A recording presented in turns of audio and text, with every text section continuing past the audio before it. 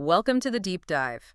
I have a feeling today is going to be one of those sessions where we take something that sounds incredibly boring on the surface and realize it's actually holding the entire world together. That's a good way to put it. We are looking at a stack of documentation regarding SAP sales and distribution, specifically a configuration area called text determination. It is the classic don't judge a book by its cover scenario. Yeah. I mean, it might be the best example of that in the entire ERP landscape, honestly. I have to admit, when I first saw the topic, I thought, text? Really? I mean, in my head, text is a notepad. It's Right. where you type happy birthday or, gate code is 1234. It feels trivial. It feels like the digital equivalent of a sticky note. But looking through these notes, the technical architecture, the flow logic, the database clusters, this isn't just about typing notes, is it? No, not even close. If you treat it like a notepad, you're going to break your supply chain. Yeah. It's that simple. And honestly, that is the trap that catches so many junior consultants. They think, oh, it's just a text box. I'll just, drag and drop a field. And then chaos ensues. Complete chaos. Yeah. Think of it this way. Text determination is the hidden nervous system of the logistics chain.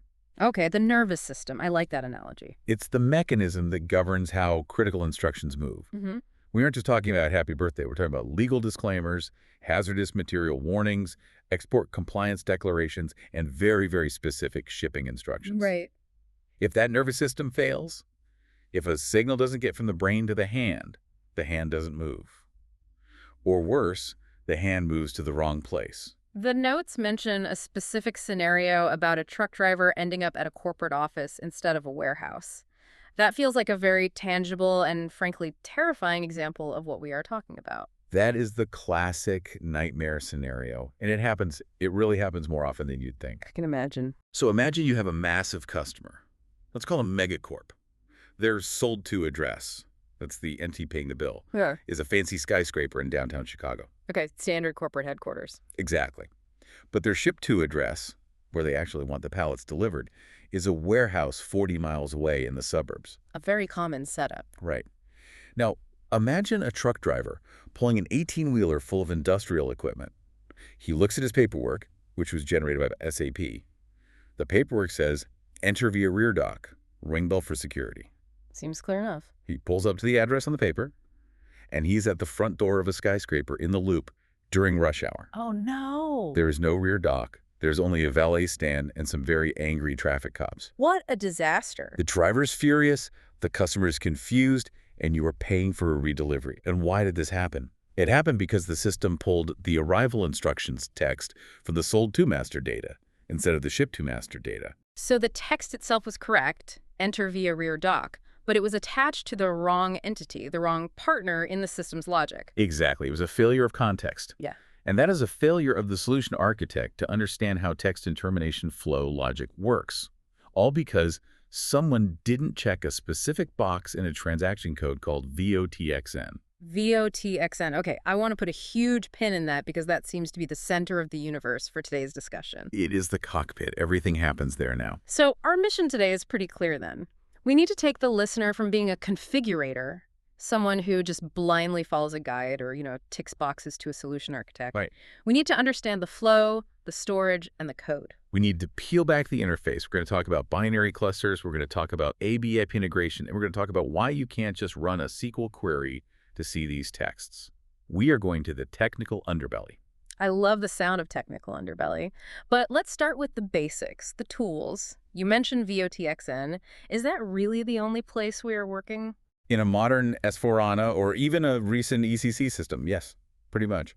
Historically, SAP was a bit of a scavenger hunt. I've heard that. Yeah, you had one transaction for customer text, another for sales order text, another for delivery text. It was messy. VOTXN is the cockpit. It consolidates all of that into one logical hierarchy. So if you are listening to this and you are still using the old menu paths, stop. Go to VOTXN. Exactly. Just memorize that code, VOTXN. It will save you hours. Now, before we start flipping switches in the cockpit, let's talk philosophy. The documentation compares text determination to pricing. Now, anyone who knows SAP SD knows the condition technique in pricing is, well, it's a beast. It's powerful, but it is complex. Yeah. Absolutely. And text determination uses the exact same brain. It uses a concept called a search strategy. Meaning the system isn't just passive. It's not just sitting there waiting for you to type something into a box. Correct. It is active. It is hunting. The moment you create a sales order and enter a customer, the system is running a background algorithm. It's asking a specific question. I need a shipping instruction for this order. Where do I find it? And the answer isn't always the customer master. It could be somewhere else. Right. Maybe it looks at the customer master first. If it finds nothing there, maybe it looks at a general company policy text. If that's empty, maybe it looks at the material master for something specific to that product. So it's a waterfall logic. A perfect waterfall logic. It keeps looking down a list of pre-configured steps until it finds a hit or runs out of options. So it's dynamic. It changes based on who the customer is, what the material is, or even what language we are speaking. Extremely dynamic. Yeah. And that's what allows for automation. The goal is that your customer service rep shouldn't have to type anything. They shouldn't be transcribing emails. The system should know based on the context of the transaction. Okay, so to configure this brain, we need to learn the vocabulary. There is a hierarchy here that we need to break down. Let's start at the top. Level 1, the text object. Okay, the text object. Think of this as the physical filing cabinet. It is the hard-coded application area in SAP where the text lives. Hard-coded. So I can't just invent a new object called podcast notes. You technically could, but you'd be rewriting the SAP kernel, effectively. You'd need an ABAP developer to create a new object in a control table called TTXOB, and it's generally a very bad idea. Why is it such a bad idea? Because the standard objects are already linked to the standard screens and standard programs. If you create a new one, nothing knows it exists. You'd have to code every single screen, every report, every interface to recognize your new object. It's a huge amount of work. So stick to the standards. Stay within the standard objects provided by SAP. Absolutely. Give us the greatest hits of these objects. What are the ones every consultant needs to have memorized? Okay, for the customer master, you have two big ones that everyone gets confused by at first. KNA1 and KNVV. Wait, pause right there. KNA1 versus KNVV. I know KNA1 is the main customer table, the general data. What is the practical difference in terms of text? This is a huge distinction, and getting it wrong causes data pollution. KNA1 is general data. Text stored here applies to the customer globally. Globally meaning across the entire company. Across every single sales organization, every division, every country. It doesn't matter if your U.S. branch is selling to them or your German branch is selling to them. Everyone sees the exact same text from KNA1. So that would be for something truly universal, like a legal entity name Or maybe this customer is in bankruptcy proceedings, or this is a strategic global partner, escalate all issues. Something very high level that everyone, everywhere needs to know. Okay. And KNVV. KNVV is sales area data. This is the crucial one. It is specific to a sales organization, distribution channel, and division. So this is how you handle regional differences. Exactly. Why would I split them? Why not just put everything in general? It's all about language and context. Give me an example. Let's say you have a global customer like Siemens. Your German sales team needs shipping instructions in German. Your U.S. team needs them in English. If you use KNA1, you're stuck with one version, or you end up cluttering the text box with 5 languages in one box, which is a mess. Right, which no one will read. No one. But if you use KNVV, you can maintain the German text for the German sales area, and the U.S. team, using the U.S. sales area, will see only the U.S. text in English. It segments the data perfectly. That makes perfect sense. So knowing your object determines the scope of the text. It's the first and most important decision. Yeah. Then you have VBBK for sales order headers. That's the whole document. Think of it as text that applies to the entire shipment. And VBBP. VBBP is for sales order items. That's just for one specific line, like a single material. So that would be for something like, this specific material is fragile or requires certificate of analysis. Perfect. That instruction doesn't belong at the header level because it only applies to that one line item out of maybe 50 on the order. And I assume there are equivalents for deliveries and billing. Yes. LIKP and LIPPS for delivery header and item, and VBRK and VBRP for billing header and item. You need to map these out in your head. Always ask, where does this piece of information belong? So we have the filing cabinet, the object. Now we open the drawer. Level 2 is the text ID. The text ID is the specific folder in the cabinet. It's a 4-character code that defines what the information is. Give me an example of a standard one. SAP gives you some standard ones. 000001 is usually form header. 00002 might be form footer. But in the real world, nobody uses the standards because 0001 tells you nothing. It's not descriptive. Not at all. You want to create custom ZIDs. This is a best practice. Like ZSHP. Exactly. ZSHP for shipping instructions, ZLEG for legal notes, ZINT for internal comments. The name needs to be descriptive because your end users, the customer service reps, are going to see that list of available text. And if they see 0001,000, 2003, they're just going to guess. They'll pick the wrong one every time. But if they see a drop-down that says shipping instructions, billing instructions, legal disclaimer, they'll get it right. It's about user experience. So, best practice. Always use descriptive Z codes. Always. And be consistent. Don't use ZSHP in the order and then call the same thing ZDEL in the delivery. Keep the naming consistent across the entire document flow. It's crucial for copy control later. We'll get to that. Okay. Cabinet, object, folder, ID. Now we need the logic. Level 3, the access sequence. You called this the brains. This is where you earn your money as a consultant. This is the search strategy we talked about earlier. You are literally programming the sequence of steps the system takes to find that text automatically. Walk us through a real-life configuration. I'm building the shipping instructions for a sales order. My text ID is ZSHP. What does my access sequence, let's call it ZSHP2, what does it look like? Okay, so you create access sequence ZSHP. Inside, you define the steps. Step 10. Look at the customer master sales area data. The text object is KNVV. Why start there? Because that's the most specific data. If there's a special instruction for this specific sales organization selling to this customer, I want that to take precedence over everything else. Makes sense. Start specific. If step 10 is empty, the system looks and finds nothing, it moves to step 20. And step 20 could be? Step 20 might be customer master general data, text object KNA1. Maybe there's a global instruction that applies if there's no regional one. And if that's empty? Step 30 might look at the standard text object, that's transaction SO10. The object is literally called TextXT. Maybe we have a default disclaimer that we use if the customer doesn't have any specific instructions of their own. It's a waterfall. It falls down the steps until it catches something. Correct. And there's a very important setting usually called exclusive. If you check that box for the sequence, the system stops as soon as it finds something. And if you don't check it? If you don't check it, it keeps gathering texts from every step and piles them all together in the sales order. Oh, that sounds dangerous. So you could end up with 3 contradictory shipping instructions. You could. Ship to gate A, followed by ship to gate B, followed by use main entrance. The driver would have no idea what to do. Usually you want it to be exclusive. Find the most specific one and stop. Okay, let's go deeper into the configuration itself. We are opening VOTXN. We are entering the modern cockpit. Right. When you open VOTXN, you see the hierarchy on the left. Yeah. Customer, sales document, delivery, billing. You pick your battleground. Let's say we click sales document header. Phase A is defining those text types, the ZIDs we just talked about. It looks straightforward, just a table with codes and descriptions. But is there a trap here, something people miss? There is a column often overlooked called text format or something similar. What does that control? It controls the editor the user sees on the screen.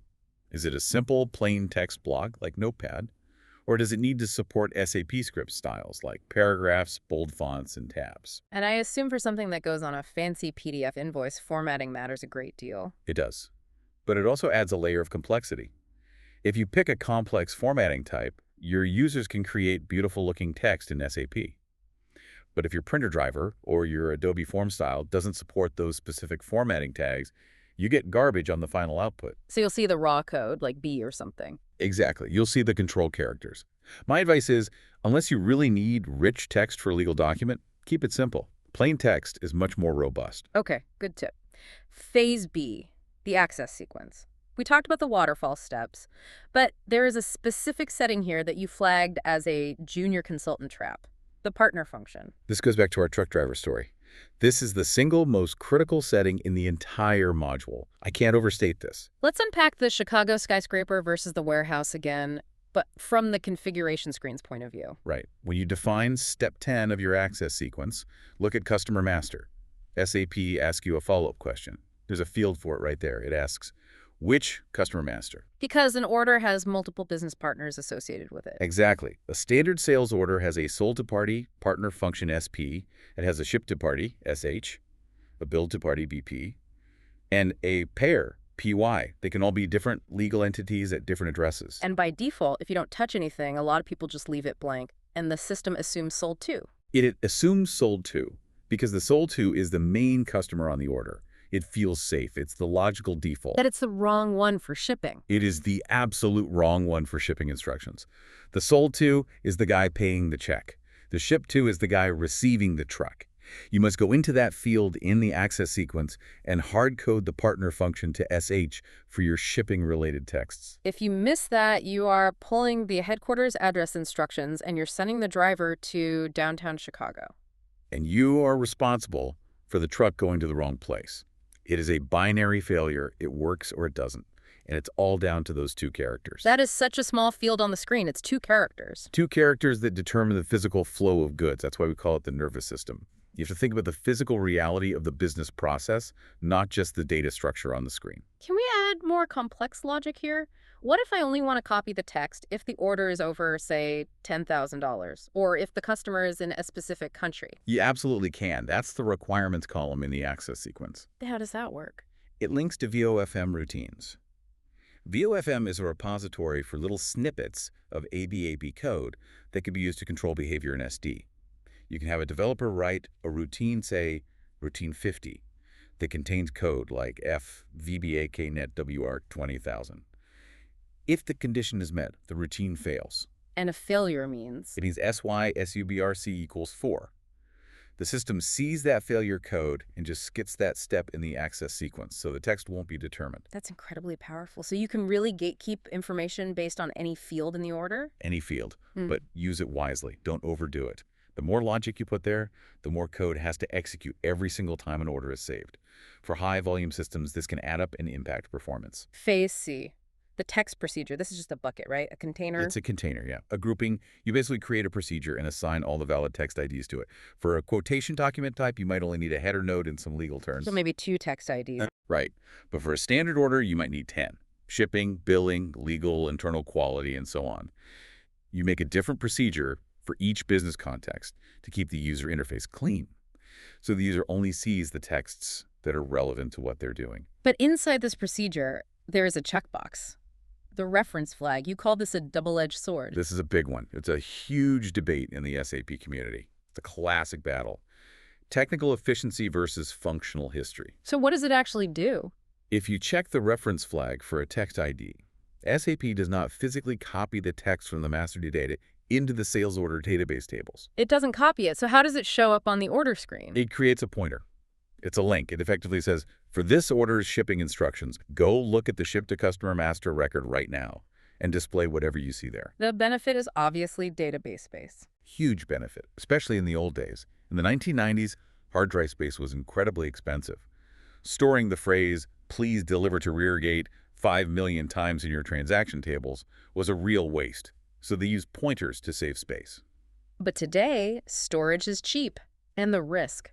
The risk sounds enormous. The risk is history. Yeah. It's the time machine problem. If you use a reference and next year you change the shipping instruction in the customer master to deliver to front gate, and then you open an order from 5 years ago. It will show the new text. It will say deliver to front gate. Exactly. You have retroactively rewritten history.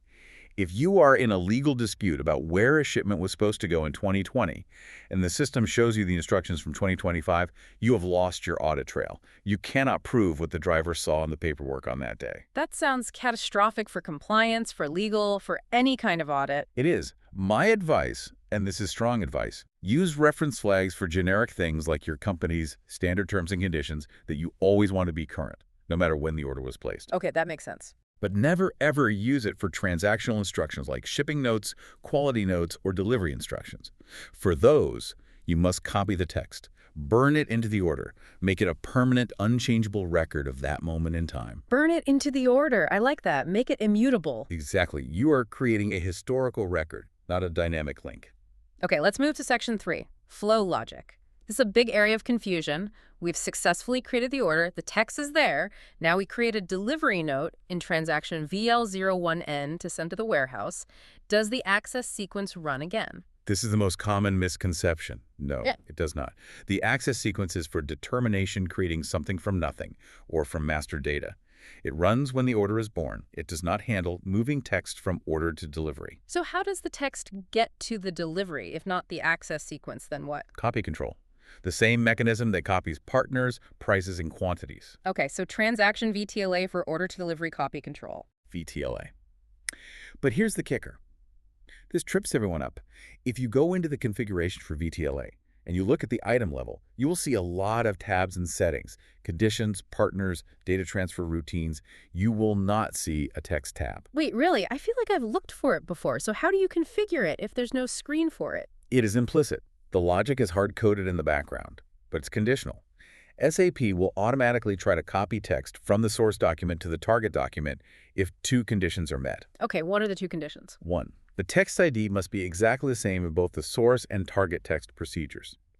ZSHP in the orders text procedure must match a ZSHP in the deliveries text procedure. So if I made a mistake and mapped ZSHP to ZDEL... It won't copy. The IDs must be identical. No mapping is possible in standard config. And condition 2. The access sequence in the target document's text procedure, so in the deliveries procedure in this case, must be blank. Blank. Why? Because if you put an access sequence there, you are telling the system, when you create a delivery, I want you to run a new search for this text. Ignore the sales order. If you leave it blank, you are telling the system, I don't want you to search for new text. I just want you to copy it from the preceding document. That's a critical, subtle point. An access sequence means determine. A blank access sequence means copy. That's the logic in a nutshell. What if I need more advanced logic here? What if I want to say, only copy the text from the order to the delivery if the Incoterms are XWorks? Since there is no configuration tab in VTLA, you have to go back to VOFM, data transfer routines. There is a specific section for texts. So we're back to coding again. You're back to coding. You have to write a small ABAP routine that checks the Incoterms and then either allows the copy or blocks it. This really is a blend of functional and technical skills. You can't just be a clicker in the config screens. It always is with texts. You have to understand the underlying movement of data because the standard screens don't always give you the full picture. Speaking of technical skills, let's enter the real expert zone. Section 4. We've teased the binary cluster. This sounds intimidating. The binary cluster. This is where we separate the casual users from the architects. It's about how the data is actually stored on the database. So let's say I'm a data analyst. I have full access to the database tables. I want to download all the shipping instructions for the last year to analyze them. Maybe I want to do some text mining to see how many times we use the word urgent. A common request. I go to transaction SE16N, the table browser. I look for a table. Where do I look? You'll probably find a table called STSH. That's the store text header table. Okay. It's a very useful table. It shows you metadata. It will tell you, yes, there is text of type ZSHP in language English for sales order 12345.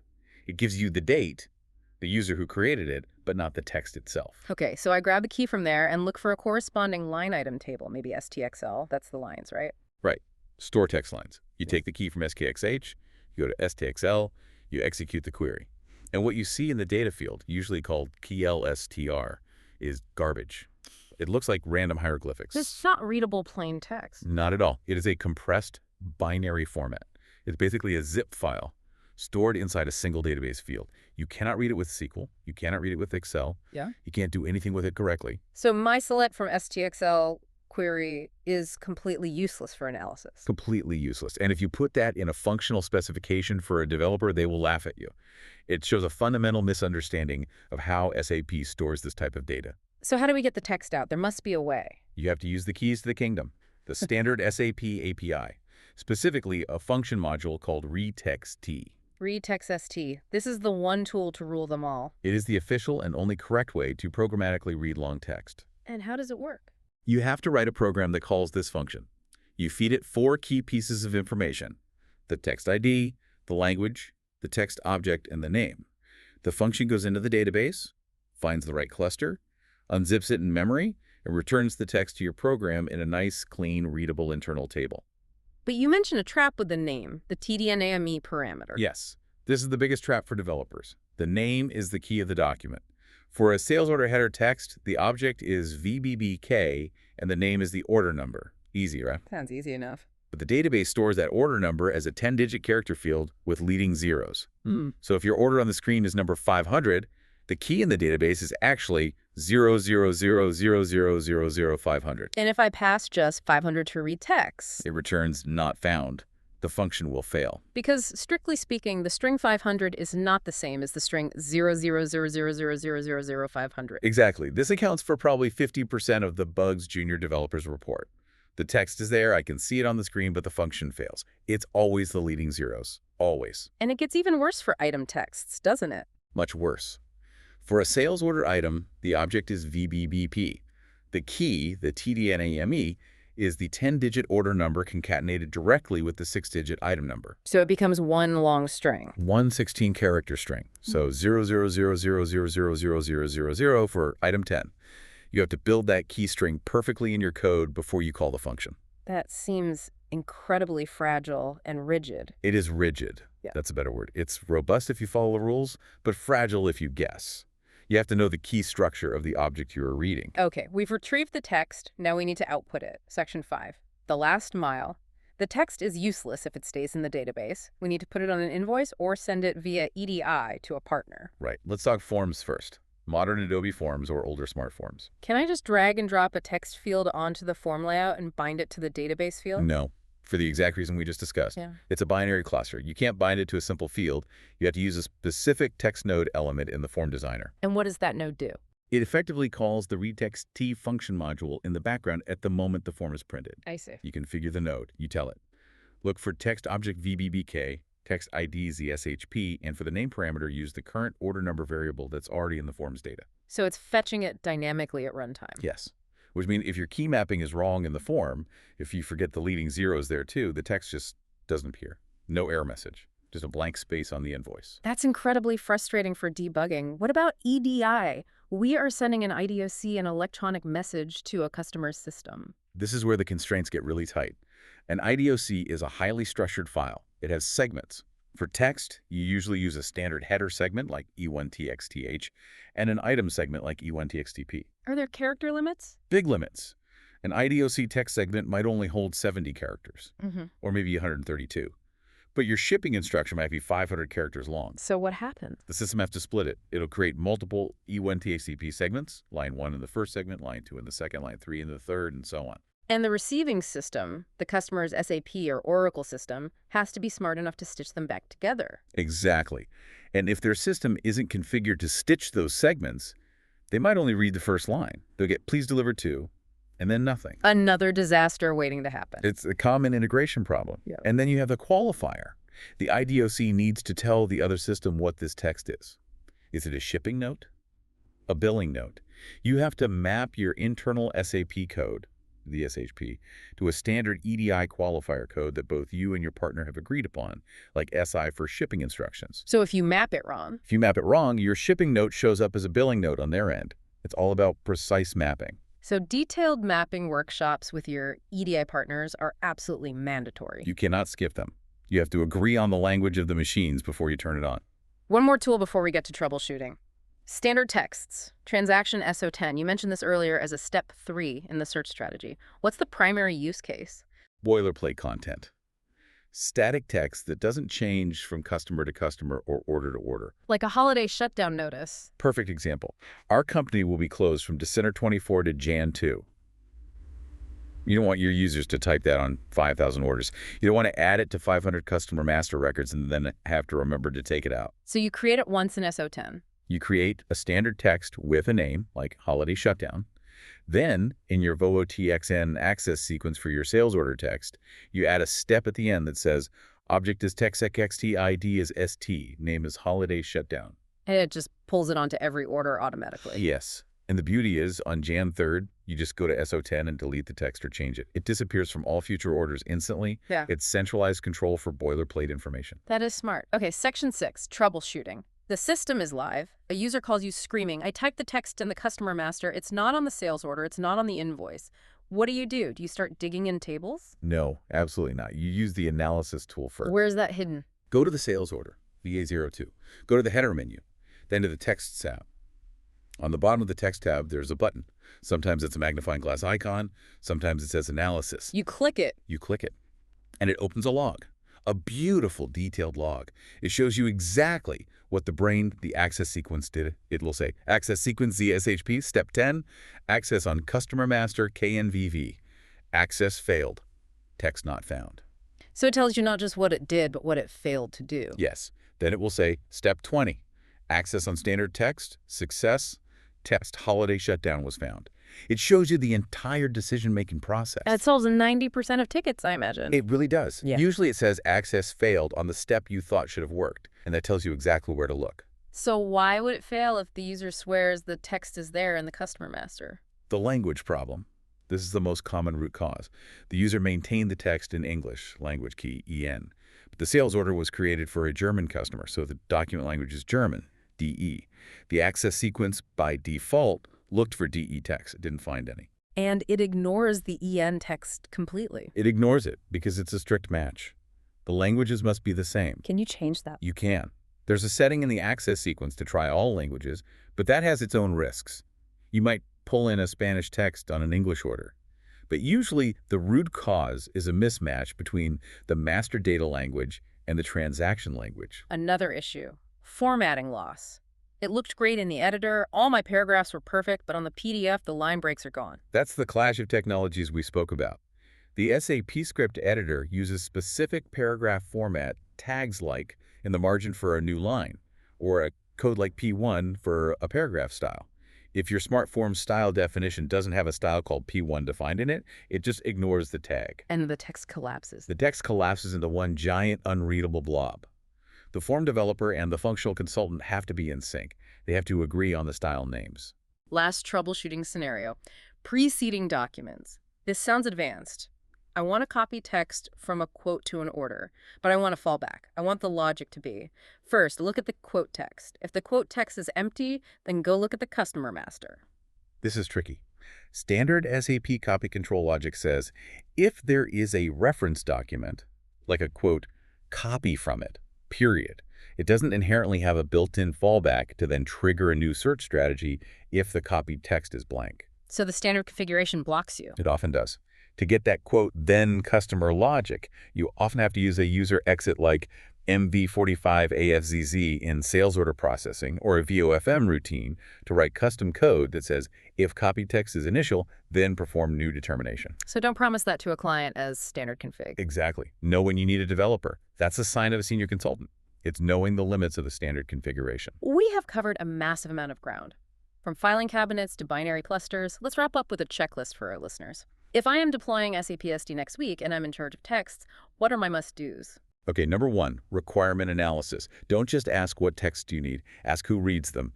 Is it the driver? Is it the lawyer? Is it the warehouse picker? The audience determines the partner function, the output method, everything. Context is king. Number two. Object scope, header versus item. Does this text apply to the whole truck or just to that one box of screws on the pallet? Get that right. Number three. Naming conventions. Use descriptive ZIDs, ZSHP, ZINV. Be consistent. Don't make people guess what 0007 means. Number four. Access sequence. Build the brain. And remember, the partner function trap. Ship to versus sold to. Check it 3 times before you transport it. And finally, Copy control and forms. Verify the end-to-end flow from order to delivery to invoice. And make sure your form developer knows about the key structures, especially those leading zeros. you gave me one final pro tip before we started. A specific type of text ID you always create no matter the project. Yes, always create a formatting or internal text ID, whatever you want to call it. And what is that for? It's a text ID that is never configured to print on any form or be sent on any EDI message. It is purely for the internal team.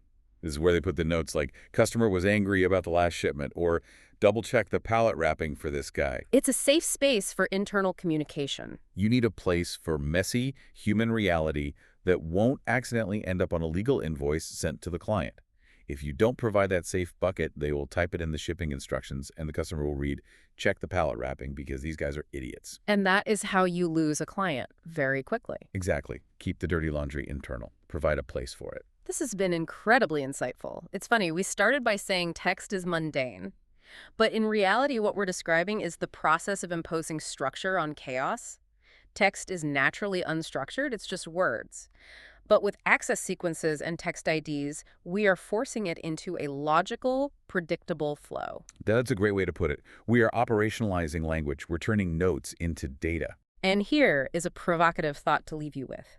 We are moving into the era of AI and large language models. Right now, we rely on these rigid four-character codes.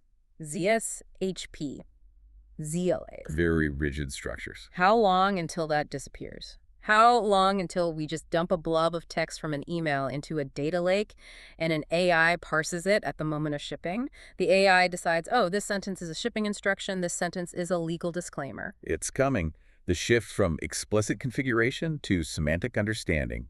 It will revolutionize ERP. We won't be mapping fields anymore. We'll be training models on our business documents. But for today? For today, if you don't configure VOTXN correctly, the truck is going to the wrong building. The fundamentals still matter. So master the binary clusters first, then worry about the AI. Absolutely. The fundamentals never go away. That's it for this deep dive into SAP SD text determination. Go check your partner functions, and we'll see you on the next one.